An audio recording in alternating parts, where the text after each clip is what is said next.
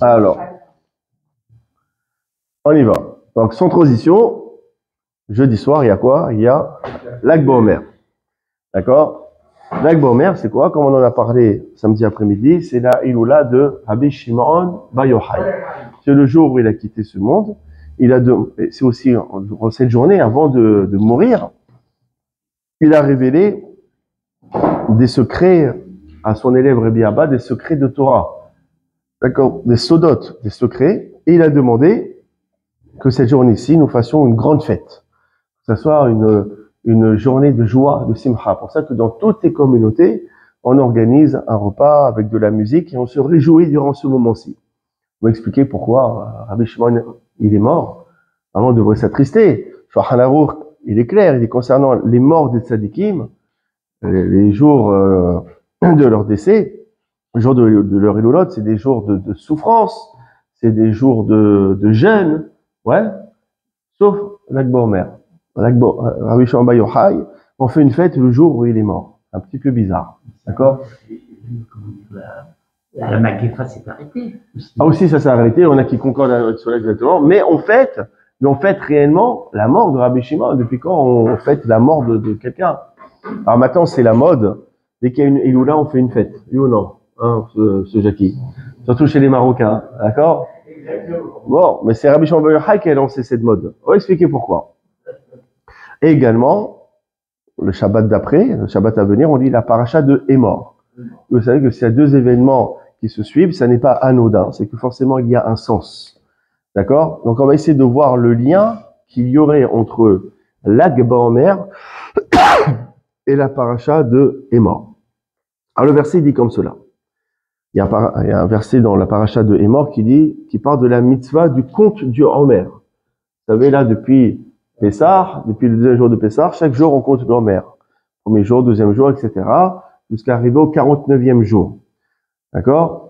À l'époque du temple, c'était une mitzvah de la Torah de compter le Homer. Parce que on offrait cette offrande d'orge au temple, et à compter de cette offrande-ci, il fallait compter chaque jour jusqu'à la fête de Shavuot. De nos jours, il n'y a plus de Beth Amikdash. Il n'y a plus cette offrande du Homer, il n'y a plus cette offrande d'orge. On compte quand même le Homer, Zecher l'Amikdash. Zecher Menachot, page, si je me trompe pas, Samertet. D'accord? C'est un souvenir de l'époque du temple. On compte en souvenir du temple. Aujourd'hui, c'est une mitzvah qui n'est que d'ordre rabbinique, que Midera Banan. C'est un souvenir, selon l'opinion de la majorité des poskim, c'est de Shulchan Aruch. En tout cas, un verset qui dit comme cela. Vous allez compter, à compter du lendemain de Shabbat. C'est quoi Shabbat? Et si c'est pas Shabbat, c'est dès le lendemain du premier jour de Pessah, dès le lendemain de Yom Tov. D'accord? Vous allez compter. Depuis le jour où vous avez offert l'offrande du Homer. Vous allez compter Sheva Shabbat, vous allez compter 7 semaines entières. Jusqu'au lendemain de la 7e semaine. D'accord? Vous compterez 50 jours. 50e jour exclu. On compte 49 jours. Et après ces 49 jours, le 50e jour, c'est quoi? C'est la fête de Shavuot. D'accord? Et la fête de Shavuot, on offre une nouvelle offrande à l'Éternel. C'est quoi cette nouvelle offrande? On va expliquer après. C'est les 2 pains, exactement. Alors vous avez le Hatam Sofer, il donne un chidouche extraordinaire. Il dit, vous prenez ce verset. Usfartem, lachem, mechad Shabbat, et Omer. Quand vous allez compter dès le lendemain de Yom Tov, depuis le jour où vous avez offert le Homer. Vous comptez les lettres de ce verset. D'accord? Bon, autant pour moi. Je garde la veste. Je reste avec la shrena, il n'y a pas de problème. D'accord? Donc, Usfartem, lachem, et Omer. D'accord? Vous comptez les lettres depuis Usfartem jusqu'à Homer. Il y a combien de lettres? Il y a 33 lettres. Comment on dit 33? En lettres, lag, lamed c'est 30, gimel c'est 3. D'accord? Donc, Usfartem, l'Artem, Shabbat, Homer, il y a 33 lettres qui correspondent à l'Ag Ba-Homer, au 33e jour du Homer, qui est là du Rabbi Shimon Bar Yochai. Il dit comme cela, Remez à l'Akba Omer. Alors, Hatam Sofer dit ici, il y a une allusion à l'Akba Omer. Et qu'est-ce qui s'est passé de particulier ce jour de l'Akba Omer, avant même l'élévation de Rabbi Shimon Bar Yochai vers l'autre monde? Il s'est passé quelque chose d'extraordinaire lorsque les bénis Israël étaient dans le désert à l'époque de Moshe Rabbeinu. Chez Bo Itril Aman Ered. C'est cette journée-ci où la manne, donc ce ciel qui descend ce pain qui descend du ciel, d'accord, a commencé à tomber. Le premier jour où la manne est tombée, c'était le jour de l'Akba Omer. C'est extraordinaire, c'est pas un chidouche, ça. D'accord? À l'Akba Omer dans le désert, c'est là où la manne, elle est tombée. D'accord? Et effectivement, quel est le rapport avec la manne? La manne, donc ce pain qui descendait du ciel, avait une certaine quantité. C'est quoi la quantité de cette manne? C'était Omer à la goulgolette, comme il dit le verset. C'était un Omer par tête. Donc Omer, Omer, ça représente la quantité de la manne. Maintenant, tu prends le verset, tu le lis différemment. Vous soyez le Shabbat, vous allez compter, donc les 7 semaines. Miyom averchem et Omer. À compter du jour, avi achem, on vous a amené, on vous a donné, et Omer. C'est quoi le Omer? Cette quantité de Omer de manne. D'accord? Donc ici, il y a une allusion à l'Akba Omer, pour dire que l'Akba Omer, c'est le premier jour où la manne est tombée du ciel. C'est extraordinaire. D'accord? C'est ce que nous explique le Hatam Sofer. Maintenant, c'est quelque chose qui est connu. À quoi ça sert justement de compter le Omer? À quoi ça sert? D'accord? Pourquoi on n'aurait pas enchaîné après Pessah? On est sorti d'Égypte, direct, il y a là, Shavuot, on reçoit la Torah. Pourquoi on n'a pas reçu la Torah tout de suite? Pourquoi on est obligé d'attendre 49 semaines, donc presque 50 jours, avant de recevoir la Torah? En fait, parce que les jours du compte du Omer, c'est une préparation à la fête de Shavuot, où s'est passé le don de la Torah.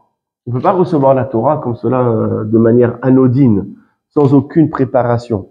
D'accord? Il y a une préparation pour recevoir la Torah. Alors Dieu nous a donné 7 semaines, 49 jours, d'accord, pour se préparer à recevoir la Torah. Le compte du Omer, ça nous permet de nous raffiner, de nous développer pour devenir aptes à recevoir la Torah.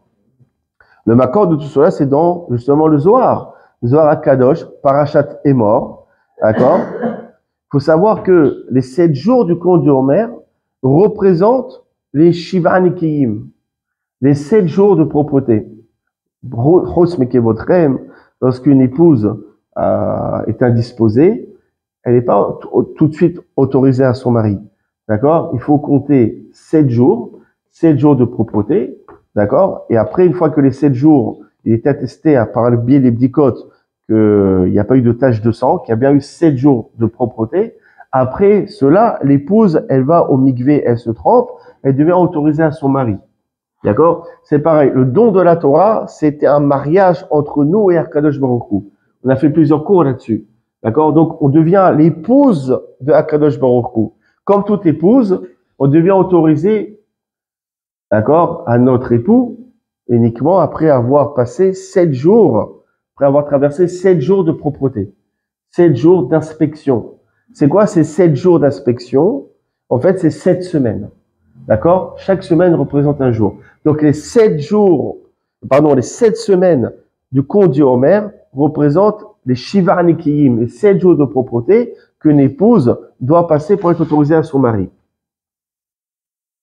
Maintenant, le Béni Sachar, il a approfondi cette idée. Il dit quelque chose d'extraordinaire. Il dit que ces 49 jours du compte du Omer sont à diviser en 2 époques, en 2 parties. Il faut scinder ces 49 jours en 2. D'abord, il faut savoir que les 49 jours du Omer, si on écrit 49 en lettres, comment on écrit 49 en lettres? On écrit Lev Tov, un bon cœur. Lev, Gematria 32, Tov, Gematria 17.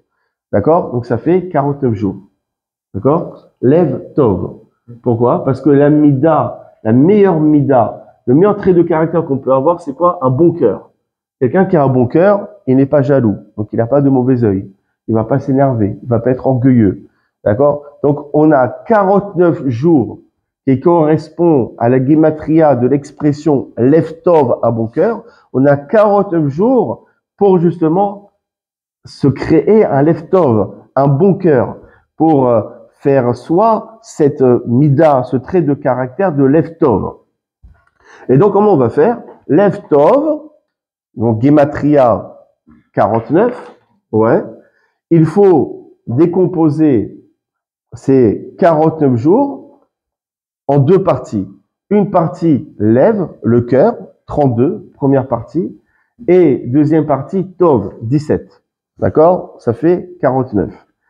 Alors d'abord la partie qui est représentée par le mot Lev. Lev Gematria, valeur numérique 32.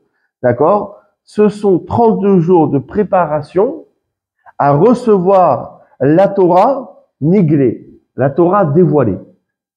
On a 32 jours pour recevoir la Torah dévoilée. C'est quoi la Torah dévoilée? C'est le texte littéral, simple. D'accord? 32 jours de préparation. Maintenant, la deuxième partie, c'est quoi? C'est Lev Tov. C'est quoi? C'est Tov, la deuxième partie. Tov. C'est quoi? 17. Les 17 derniers jours, c'est la préparation à recevoir la Torah dite Nistar, la Torah cachée.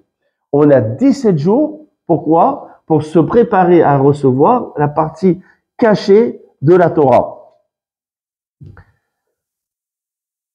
Quelle est la journée qui fait la jonction entre ces deux parties, entre le Lev et le Tov, entre le 32e jour et le 17e jour? C'est quel est le jour charnière? C'est quoi? C'est l'Ag BaOmer. L'Ag BaOmer, c'est le premier jour des 17 jours de préparation à recevoir la Torah cachée. Comme ça, le Béné Sarkar, il nous explique. D'accord? Et pourquoi, justement, d'ailleurs, c'est très intéressant. Comment est-ce qu'on peut avoir une perception, une compréhension de la partie cachée de la Torah? C'est justement en utilisant ce qu'on appelle Or HaGanuz, la lumière cachée. Quand il y a marqué au début de la Torah, d'accord, Vayar Elohim et Or Kitov. Dieu a vu que la lumière était bonne. On ne parle pas de la lumière telle qu'on connaît aujourd'hui. On parle de lumière particulière. On parle de Or HaGanuz. C'est une lumière qui nous permettait de voir d'une extrémité d'un monde à un autre. C'est cette lumière que Dieu il a créée. Mais Akadosh Baruch Hu, il a dit, oh là là, cette lumière, elle va être utilisée par Hitler, par Staline, par le Hamas, par Saddam Hussein. Il ne manque pas de Rechaim. Ils vont utiliser un mauvais escient. Donc cette lumière, je vais la prendre, je vais la cacher, et je vais la réattribuer au juste dans le monde futur. C'est pour ça qu'on appelle Or HaGanuz, la lumière qui a été enfuie, qui a été cachée. D'accord? Or, cette lumière cachée, comment elle est appelée dans la Torah? Elle est appelée Tov. Vayar Elohim et Or Kitov. Il a vu que cette lumière, elle était Tov. Cette lumière, elle était bonne. Donc Tov, c'est l'appellation de cette lumière cachée. Et c'est cette lumière qui me permet d'avoir une perception de la partie mystique de la Torah. C'est pour ça que la deuxième partie du conte du Homer, les 17e derniers jours, sont appelés comment? Tov, Gematria, valeur numérique 17. Parce que c'est grâce à cette lumière qui est appelée Tov que je vais pouvoir justement me préparer durant ces 17 derniers jours à recevoir la partie de la Torah qui est cachée. Ce qu'il dit le Béné Sarkar, c'est quoi? C'est de l'or. Ah, c'est un travail personnel à fond. C'est un travail personnel, c'est un travail qui est propre. Baruch Ata Adonai, Elohim Melech Haolam, Shakon Yod Baruch.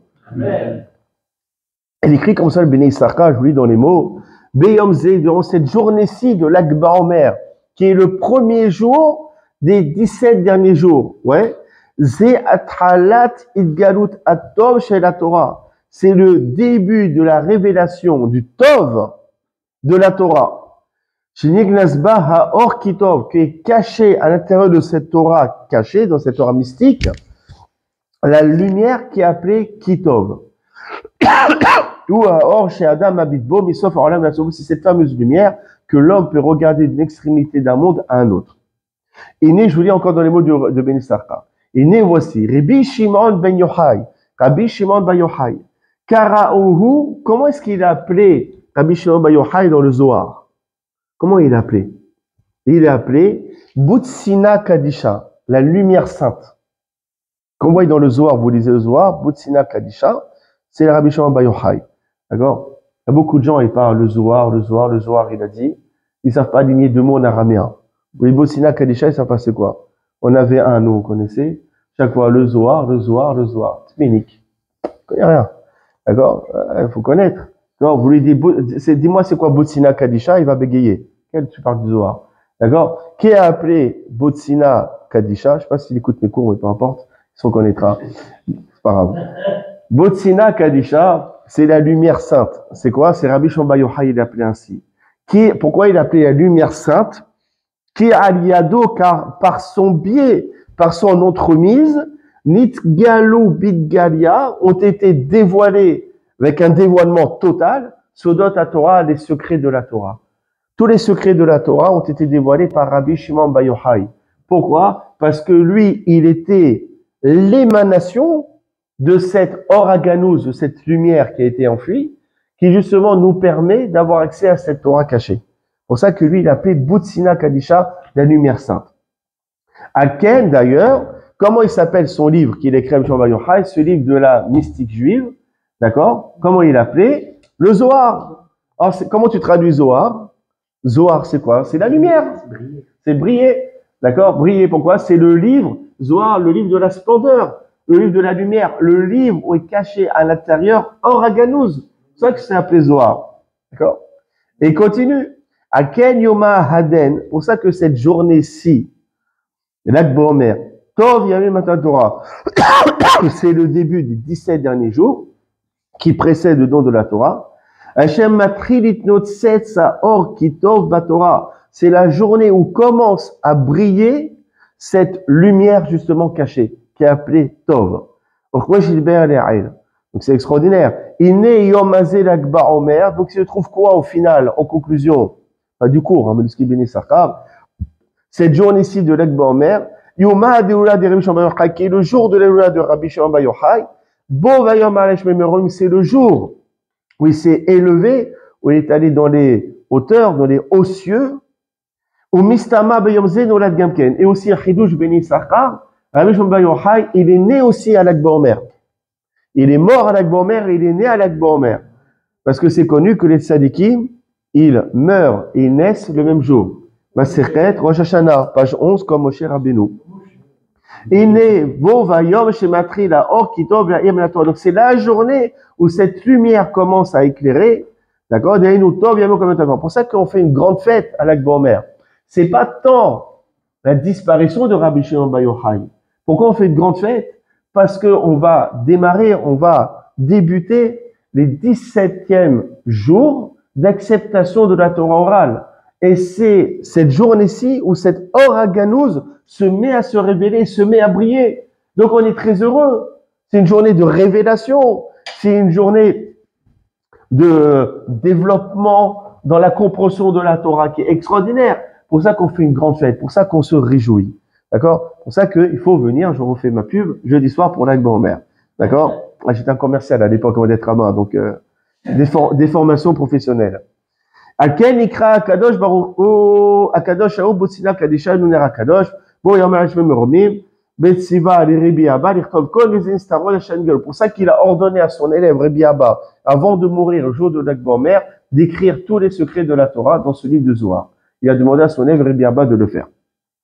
Et donc, maintenant que nous avons compris que ces 49 jours du Homer, il faut les scinder en deux, d'accord? 32 jours pour recevoir la Torah révélée et 17e autre jour pour recevoir la Torah cachée, avec en journée charnière le jour de l'Akba Omer. Maintenant, on prend notre paracha, on prend notre verset qui parle de la Mitzvah du Homer et on va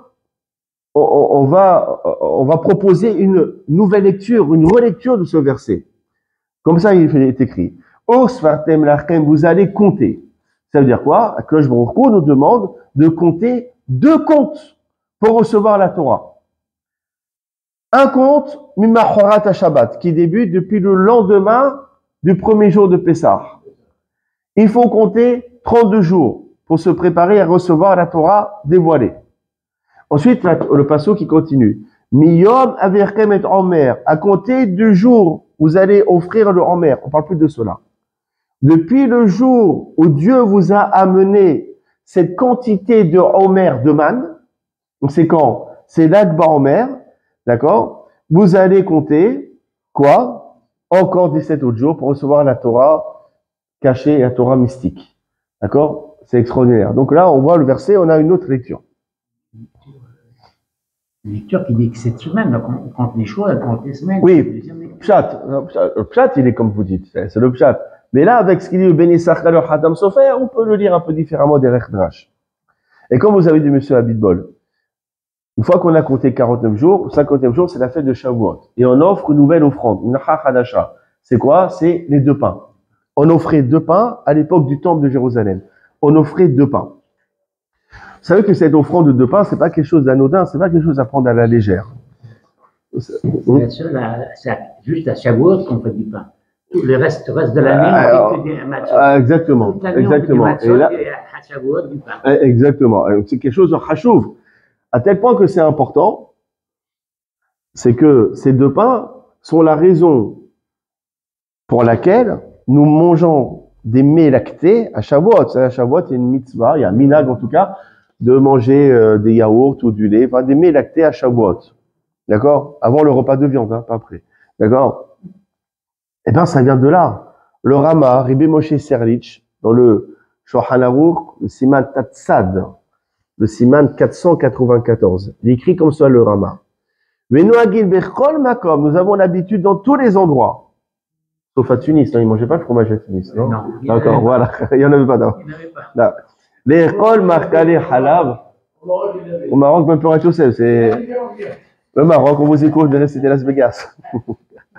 On a l'habitude dans tous les endroits, les Chol Markale Halav, de manger des mets lactés, Beyom Rishon Shel Shavuot, le premier jour de Shavuot. D'accord? Pour quelle raison? Venir Eli, il me semble. Atam, la raison, c'est quoi? Vous savez, à Pessah, on fait 2 plats à Pessah. Sur le plateau des Seder, on fait le Zohar, il y a justement la pâte d'agneau, d'accord, le Zohar, et on fait aussi les œufs. D'accord? Pourquoi? C'est en souvenir des 2 mets, des 2 sacrifices que nous offrons à Pessah. Zerka, la Pessah, Zerka, la Hagiga. L'agneau, l'os d'agneau, c'est quoi? C'est en souvenir du sacrifice Pessah, l'agneau pascal, qu'on consommait le soir du Seder. Il y avait un autre sacrifice que l'on consommait, c'était le sacrifice de Hagiga. C'est pour ça qu'on a fait 2 plats sur le plateau du Seder. D'accord? Souvenir de ces 2 sacrifices. Et bien, pareil aussi. À Shavuot, on fait exactement la même chose. Comment on fait à Shavuot? D'abord, on mange une collation lactée, et après, on fait une deuxième souda juste après s'être lavé les mains et la bouche, on fait une collation carnée de viande. Et donc forcément, est-ce qu'on peut manger le même pain avec le premier pain, j'ai mangé camembert, du beurre, j'ai mangé, d'accord? Je peux utiliser le même pain pour manger après la pkala et les boulettes. Il faut changer de pain. Et donc en faisant 2 collations, une de lait, une de viande, je suis obligé d'amener 2 pains. Voilà, j'ai créé mon souvenir des 2 pains qu'on offrait à Shavuot. C'est pour ça qu'on mange du laitage à Shavuot. Incroyable. C'est ça la vraie raison. Après, il y a d'autres explications, hein. Mais la raison qui est mentionnée dans le Shulchan Aruch, c'est celle-ci. D'accord? Maintenant, on va essayer d'approfondir.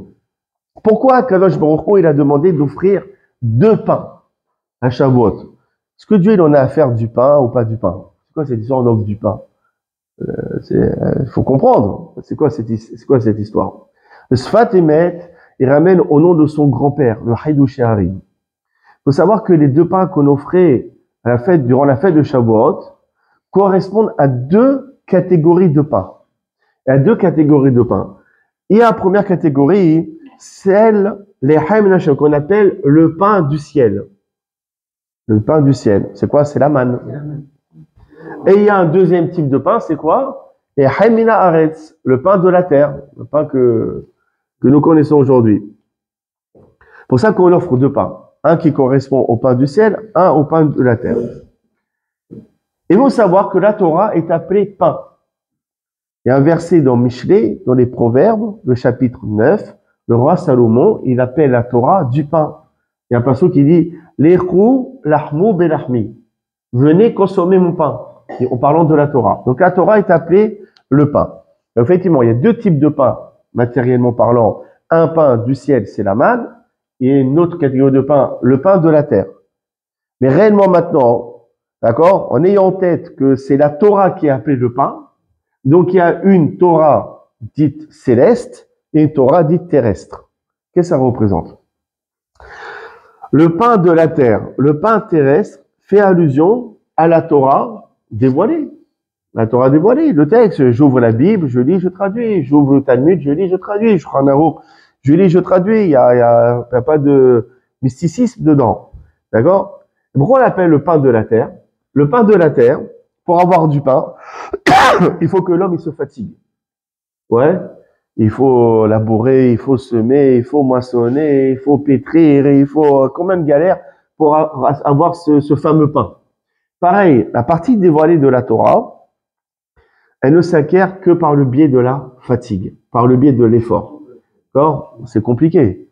D'accord? Il faut apprendre à traduire.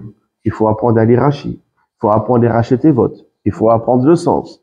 Il faut passer des heures sur des livres de Gemara pour comprendre la Tosfot, pour comprendre un Rashbam, comment est-ce qu'il est Shulchan Aruch, pour comprendre un Bet Yosef. Ça demande de l'effort. D'accord? C'est pas facile. De la même manière que le pain terrestre, il ne s'acquiert uniquement par le labeur, il en est de même pour la partie dévoilée de la Torah. D'accord? On apprend au petit dans les écoles Chabad, Masechet Megillah, page Vav. D'accord? Yagati velo matsati atamin. Si une personne te dit, je me suis fatigué et j'ai pas trouvé. Je me suis fatigué à comprendre la Gemara, mais j'ai pas compris. Atamin, ne crois pas. Bah, fatigue-toi encore plus. C'est pas assez. Si maintenant une personne dit, l'ogati au matsati, c'est quoi? Moi, c'est facile, moi, je comprends la Gemara, les doigts dans le nez. Je me suis pas fatigué et j'ai compris. Tu lui dis quoi? Rentre chez ta mère. Dis, Al-Ta'amin, ne crois pas, pas possible. On ne peut pas comprendre un texte sans effort. Par contre, si une personne elle te dit, Yagati ou Matsati, si une personne dit, je me suis fatigué et j'ai compris, Ta'amin, tu peux lui faire confiance. Sa compréhension est bonne. Sa compréhension est acceptable.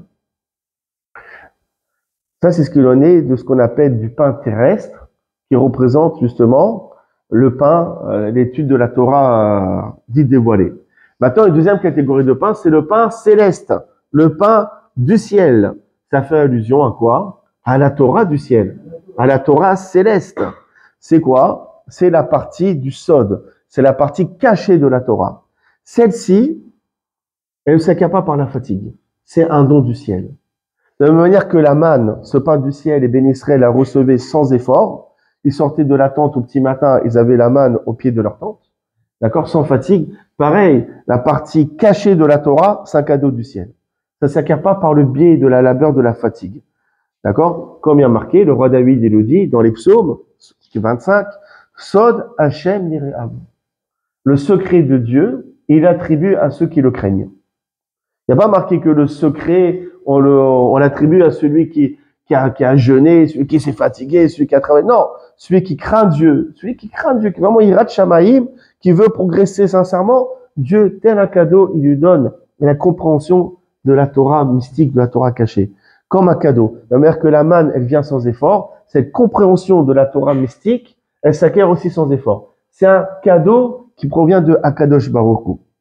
Maintenant, on comprend pourquoi à Shavuot qui commémore, je sais pas trop le mot commémorer, on revit le don de la Torah, on reçoit réellement la Torah le jour de Shavuot, c'est normal que l'on offre deux pains, parce que la Torah, elle est composée de quoi? D'une partie dévoilée, d'une partie cachée. Et la Torah est appelée pain. C'est pour ça qu'on offre deux pains. D'accord? Pour justement bien marquer que nous avons reçu le jour de Shavuot la Torah qui est composée de deux parties.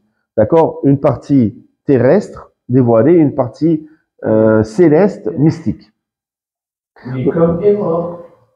Pourquoi est mort? Non, comme est mort. Comme est mort. Ah, comme est mort la paracha, elle est belle, tu vois. Quand je suis un peu grippé, tu vois, je suis pas aussi vif que d'habitude, d'accord? Vous avez Rabbi Chaim Vital dans Sha'ar Kavanot, donc l'élève du Harizal, d'accord? Il donne comme enseignement du Harizal. Le Harizal, on le présente plus, d'accord? Le grand kabbaliste du XVIe siècle. Il raconte une histoire. Il y avait un kabbaliste, cette époque aussi à à Tzfat, il s'appelait Rabbi Avraham Alevi.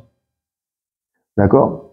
Et sur Rabbi Avraham Alevi, il y avait une spécificité. C'est que tous les jours de sa vie, il s'attristait, il s'endeuillait sur la destruction de Jérusalem. Tous les jours, il s'affligeait. Tous les jours, il pleurait, etc. Vraiment, il souffrait de la destruction de Jérusalem. Il avait l'habitude, dans chaque Amida, dans chaque prière qu'il faisait, il rajoutait le texte que nous récitons habituellement le jour de Tisha B'Av, il rajoutait le passage de Nahem. Nahem, Hashem, Lokenu et Abelit Sion. Il rajoutait ce passage. Tous les jours, vraiment, il vivait la destruction du temple comme si c'était Tisha B'Av. Et il rajoutait à chaque fois Nahem dans sa Amida. Il y avait une histoire qu'une fois, le jour de l'Akba Omer, Rabbi Avraham Alevi, accompagné du Harizal, sont partis pèleriner sur la tombe de Rabbi Shimon Bar Yochai, le jour de l'Akba Omer. Et en plus, il est venu avec toute sa famille, et il y avait des enfants qui avaient l'âge de 3 ans, et comme la coutume veut, il faut faire la coupe de cheveux. D'accord? Et donc, on va faire la coupe de cheveux sur la tombe de Rabbi Shimon Bar Yochai, le jour de l'Akba Omer. D'accord? Pas coupe de cheveux, c'est de laisser un peu les péotes. C'est ça la mitzvah. D'accord? Et donc, ils pèlerinent, ils font la coupe de cheveux, et arrive l'heure de la prière. Ils font la Hamida, et lui, Rabbi Avraham Alevi, comme à son habitude, il rajoute le fameux texte du Tisha B'Av, Nahem. D'accord? C'est un texte, justement, où on exprime notre tristesse de la destruction du temple. Et une fois qu'il a terminé sa Hamida, il y a le Harizal qui se présente auprès de Rabbi Avraham Alevi. Il lui dit, c'est quoi? Je vais te raconter une révélation que j'ai eue à ce moment précis. Kira'a bi'aki set rajbi ala vachalom amen akivro. À ce moment-ci, le Harizal a vu Rabbi Shimon Bar Yochai debout sur sa tombe. Ve'amarlo, et qui lui a dit ainsi. Est mort à la Ishazé. Tu sais quoi, tu vas parler à cet homme-ci, là. Avraham Alevi, celui qui est venu avec toi. Kilama omer nahem b'yom simchatinu. Le jour de notre joie, le jour de ma Hiloula, il y a un passage que l'on récite à Tisha B'Av, il lit le passage de Nahem, il montre une marque de tristesse, le jour de ma joie, le jour de l'Akba Omer, mais c'est qui celui-là? Pour cela, il lit Nahem, Nahem ça veut dire console, et ben lui il sera consolé dans quelques jours. Ça veut dire ce que ça veut dire, ceux qui va perdre quelqu'un dans les jours qui viennent, et lui il aura besoin d'être consolé. Velo yatsa chodesh yamim, ne s'est pas passé un mois, ben ehad, qu'il a perdu un enfant. Et c'est à lui qu'on disait Nahem. C'est à lui qu'on disait console. Il rigole pas. Il y a beaucoup d'histoires où parfois les gens se comportaient mal durant l'Akba Omer. Il n'y a pas comme en 2021 où il y a eu un accident terrible, il y a eu une tragédie terrible. D'accord? Les estrades qui se sont effondrées, les gens ils se sont piétinés, c'est une catastrophe. Mais il y a eu plein d'histoires, hein, que l'Akba Omer, il y a eu des accidents, plein. D'accord? C'était pas un cas isolé. D'accord? Quand on va sur la tombe de Rabbi Shimon Bar Yochai, il faut bien se comporter, faire attention à ce qu'on dit, parce qu'il est très makpid, Rabbi Shimon Bar Yochai. D'accord? Il y a eu plusieurs histoires comme cela. Il faut savoir bien se tenir là-bas quand on va le pèleriner. Et justement, il a dit, celui-là, il dit Nahem, et ben, à lui, on lui dira Nahem. Il se permet de gâcher ma fête. Pourquoi une telle sévérité? Parce qu'effectivement, l'Akba Omer, c'est pas quelque chose à prendre à la légère. L'Akba Omer, c'est le jour de la simcha, de la joie de Rabbi Shimon Bar Yochai. D'accord? Pourquoi? Parce qu'il s'agit du jour où la manne est descendue du ciel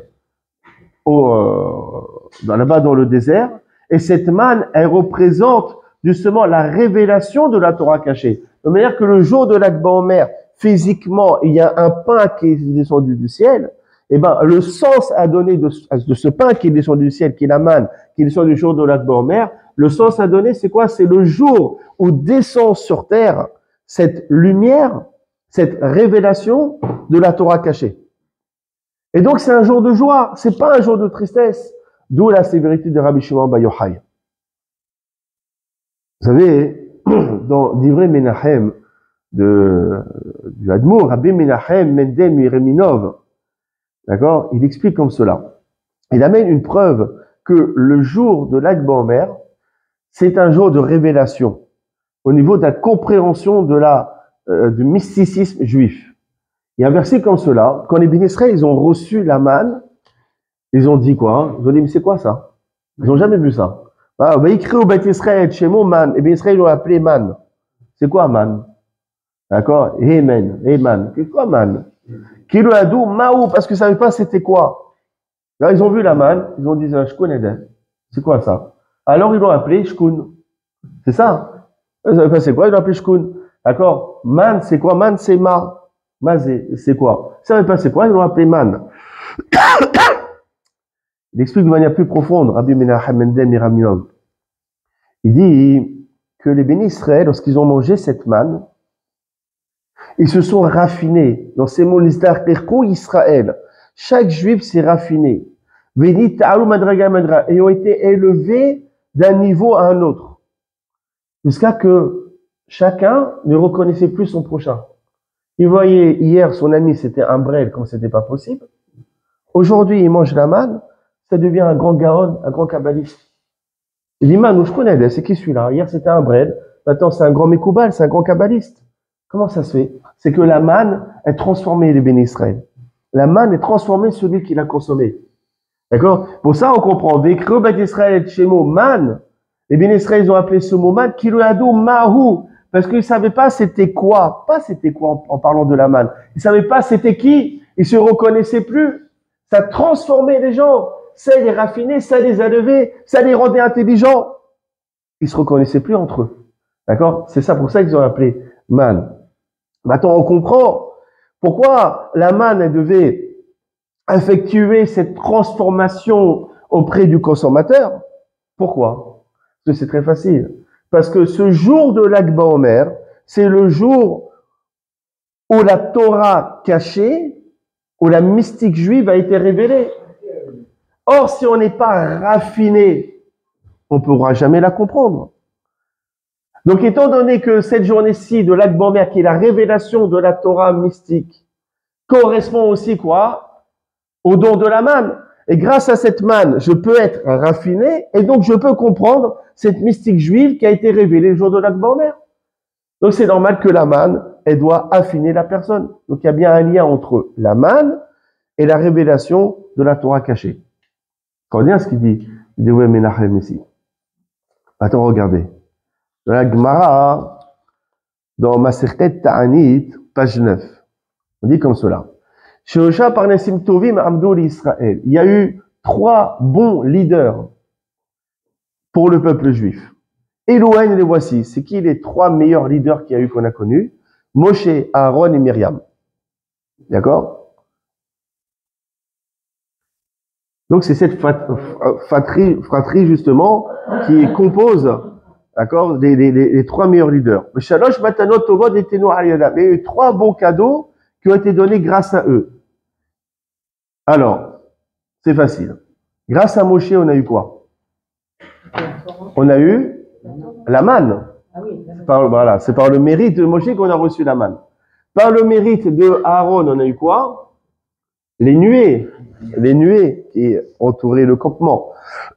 Et par le mérite de Myriam, on a eu quoi? L'eau, le puits. D'accord? Or, on a vu ce Shabbat, et c'est ce qu'il explique, l'écouter à chasse, le Arizal explique, que Rabbi Shimon Bar Yochai Shalom, c'était un nitzot, c'était une étincelle de Moshe Rabbeinu. C'était une petite réincarnation de Moshe Rabbeinu. Et on trouve des similitudes, on en avait parlé Shabbat, de la manière que Moshe Rabbeinu, il a fui l'épée de Pharaon, qu'il est parti dans le désert, et là-bas dans le désert, il s'est parfait, il a acquis cette perfection-ci. Pareil, Rabbi Shimon Bar Yochai, il a fui l'épée de César, il est parti se cacher dans une grotte dans le désert, et là-bas, il a atteint justement la perfection. Il y a une autre similitude, d'accord, entre Moshe et Rabbi Shimon Bar Yochai, et ben là-dessus, parce qu'à l'époque de Moshe, et par le mérite de Moshe, le jour de l'Akba Omer, la manne est descendue du ciel. Et bien pareil, Rabbi Shimon Bar Yochai, le jour de l'Akba Omer, est descendu du ciel la compréhension de la Torah mystique, qui est appelée aussi le pain du ciel. Donc voilà, on trouve une deuxième similitude entre Moshe et Rabbi Shimon Bar Yochai. Maintenant, on va approfondir. Rabbi Chaim Vital, donc l'élève du Arizal, Il explique comme cela. On va remonter très loin, on va remonter jusqu'à la faute originelle, la faute de Adam Arishon. Il dit, ouais, c'est très fort. Qui avon Adam Arishon besadato varahu. C'était quoi la faute de Adam Arishon? C'est d'avoir mangé le fruit défendu. Comment il appelait ce fruit? Il appelait le fruit de la connaissance du bien et du mal. D'accord? Qu'est-ce que ça représente? Parce qu'il a mangé un fruit, alors ça y est, toutes ces punitions là, la mort, les trucs et tout, c'est abusé. Ouais. C'est que il y a un sens beaucoup plus profond. Il dit le Harizal, c'est quoi la faute profonde de Adam Arishon? Oui, c'est aussi, mais ici il explique, vous savez, il y avait deux arbres. Une fois on l'appelle le fruit du connaissance du bien et du mal, et parfois on l'appelle l'arbre de la vie. En fait, réellement, c'est pas le même arbre, c'était deux arbres différents. Il y avait l'arbre de la connaissance du bien et du mal, d'accord? Et il a consommé ce fruit-ci. C'est l'homme, non? Hein? Ça savait. Oui, après, encore d'autres sens, oui, effectivement. Il y a une similitude. D'accord? Mais il y avait deux arbres. Il y a l'arbre de la connaissance du bien et du mal. C'est ce fruit-ci qu'a consommé Adam Arishon. Et il y a l'arbre de vie. L'arbre de vie, Adam Arishon, il n'a pas touché, il n'a pas consommé. Pourquoi il a consommé le fruit qui provient de l'arbre de la connaissance du bien et du mal? Il dit parce que, et c'est ça qui compose justement la faute d'Adam Arishon, il n'a pas voulu manger le fruit qui provient de l'arbre de la vie, c'est-à-dire il n'a pas voulu s'occuper de l'arbre de la vie, chez Rochmat la Kabbalah qui représente la sagesse de la Kabbalah. Il ne voulait pas étudier la mystique juive. Adam Arishon, il a consommé le fruit de la connaissance du bien et du mal. C'est quoi? C'est-à-dire qu'il voulait étudier que les lois, ce qui est bien, ce qui est mal, ce qui est assour, ce qui est moutard, ce qui est impur, ce qui n'est pas impur, ce qu'on a le droit de faire, ce qu'on n'a pas le droit de faire. Mais de l'arbre de la vie, c'est quoi? L'arbre de la vie éternelle, la mystique juive, la Kabbalah. Adam Arishon dit, moi, j'étudie pas ça. Je veux pas toucher à ça. Je veux pas étudier la Kabbalah. Et ça, c'était sa faute. C'est ça la faute d'Adam Arishon, d'avoir voulu se cantonner à l'étude de la Torah dévoilée. Et c'était la faute qu'avait fait le Erev Rav. Vous savez, ces Égyptiens qui sont sortis d'Égypte avec les bénis Israël, ce Erev Rav, ils ont dit, ok, la Torah, il n'y a pas de problème, mais la Kabbalah, on n'étudie pas la Kabbalah. C'est ce qu'ils ont dit à Moshe. C'était la faute aussi du Erev Rav. Et on n'étudie pas la Kabbalah. Bon, je vous passe tout cela. Et cette erreur, nous la trouvons même dans notre époque-ci. Qui sort une mauvaise renommée concernant la matière de l'étude de la mystique juive. Il est celui qui étudie, il va mourir jeune, ou il va devenir fou. C'est qui devient fou parce qu'il étudie la Kabbalah. Personne n'étudie, c'est une fausse rumeur. Personne ne devient fou en étudiant la Kabbalah. D'accord? Il y a des conditions, il faut avoir maîtrisé déjà la Torah dévoilée, le chasse, les poskim, etc. Selon le Rama, c'est même pas 40 ans, c'est à partir de 20 ans. Si on a déjà tout maîtrisé, on peut étudier la Kabbalah, mais ni ça tue, ni ça rend fou. C'est mauvaise renommée. Ces gens qui parlent comme cela font la même faute que le Erev Rav et que Adam Arishon. Pour cela que d'ailleurs, comme Moshe Rabbeinu, il est descendu avec la première table de la loi, les premières tables de la loi représentaient la Torah mystique, la Torah cachée, et ils ont été cassés, parce que Moshe Rabbeinu, il a compris que les Juifs ne voulaient pas étudier la partie mystique, la Kabbalah, et il est redescendu avec les deuxièmes tables de la loi. Cette fois-ci, c'est la Torah telle que nous étudions aujourd'hui, la Torah dévoilée, à savoir qu'est-ce qui est autorisé, qu'est-ce qui est interdit. D'accord? Maintenant, d'accord? Et justement, et je vais terminer là-dessus, le Harizal, dans Shara Psukim, il nous dit, comme ça dans Parashat Shemot, que les âmes des bénis Israël qui étaient en Égypte, d'accord? Tous les Hébreux, toutes ces âmes, les 600 000 âmes qui étaient à l'époque de Moshe Rabbeinu, elles étaient toutes incluses dans le corps de Adam Arishon. Dans le corps du premier homme, il y avait les 600 000 âmes des bénis Israël qui allaient être justement dans le désert. D'accord? Et ça veut dire quoi? Maintenant, on comprend, tout prend un sens. La faute de Adam Arishon, autrement dit, la faute des 600 000 Hébreux qui composait le corps de Adam Arishon. C'était quoi? C'est d'avoir refusé d'étudier la Kabbale. D'avoir refusé d'étudier la Kabbalah. C'est pour cela que, en étant dans le désert, en se réincarnant dans le désert, leur tikkun, leur préparation, c'était quoi? C'était justement d'étudier la Kabbale, d'étudier la Kabbalah. Et cette Kabbalah leur était donnée quand? Le 33e jour du Omer Lag BaOmer. Donc on voit la faute et le tikkun. Et ça passe justement par quoi? D'accord? À l'époque, c'était Moshe Rabbeinu, le jour de Lag BaOmer, qui devait enseigner la mystique juive. Eh ben, Rabbi Shimon Bar Yochai, qui est la réincarnation de Moshe, eh ben, là aussi, le jour de Lag BaOmer, il a révélé la mystique juive. Vous voyez que finalement, toutes les pièces du puzzle se rassemblent. Donc, il y a un lien. Je vais terminer là-dessus. Vous voyez justement qu'il y a deux textes qu'on peut superposer l'un à l'autre dans le Zohar, justement, Zohar Kadosh, marqué comme cela dans Parashat Shelach Lecha, marqué Vadaï Kutsha Berechko Ba'el Ishtabeha Betush Parta Dera de Madbera. Il est évident que le Baruch Hu, il souhaite être loué par la génération du désert. Il n'y avait pas dans le monde une génération aussi élevée qu'Edarada comme cette génération-ci. Comme vous lisez dans le texte, vous croyez que la génération du désert, c'était des idiots finis, c'était des barbares. On a faim, on a soif, on en a marre, on dirait des pleurnichards, d'accord? Réellement, non. Selon le Zohar, c'était tous des gaonim, c'était tous des géants. Il n'y avait pas une génération aussi élevée qu'eux, d'accord? Il n'y aura pas une génération telle que celle du désert jusqu'à l'arrivée du Mashiach. Maintenant, dans le même Zohar, dans la même paracha Shelach Lecha, on retrouve la même chose, d'accord, concernant la génération de Rabbi Shimon Bar Yochai. Rabbi Shimon Bar Yochai, c'est quoi? C'est le 3e siècle, grosso modo. Il dit quoi le Zohar?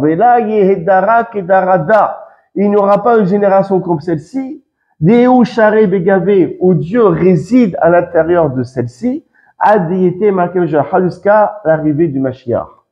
Ça veut dire quoi? La même expression, qu'il n'y aura pas une génération aussi élevée jusqu'à l'arrivée du Mashiach, on la retrouve dans la génération du désert et dans la génération de Rabbi Shimon Bar Yochai. Pourquoi? Parce que dans ces deux générations, la Torah mystique a été dévoilée. Et donc, c'est des gens qui étaient totalement raffinés, développés, qui avaient une compréhension unique dans la Torah. Justement, on le retrouve. C'est grâce à la révélation de Lag BaOmer. D'accord? Donc maintenant, on comprend vraiment justement le lien. C'est pour ça que je vous invite encore une fois à Oda de venir durant cette fête de Lag BaOmer. Justement, on va fêter cette possibilité, ce potentiel qui nous sera offert durant cette soirée, cette journée-ci, ce potentiel d'être une nouvelle personne. Jeudi soir, on peut être mamash, une nouvelle personne, une personne plus raffinée, avec un intellect plus développé, et comme ça que le Baruch Hu nous offrira justement la compréhension de la Torah cachée, Bezat Hashem Baruch Adonai Olam, Amen, Amen.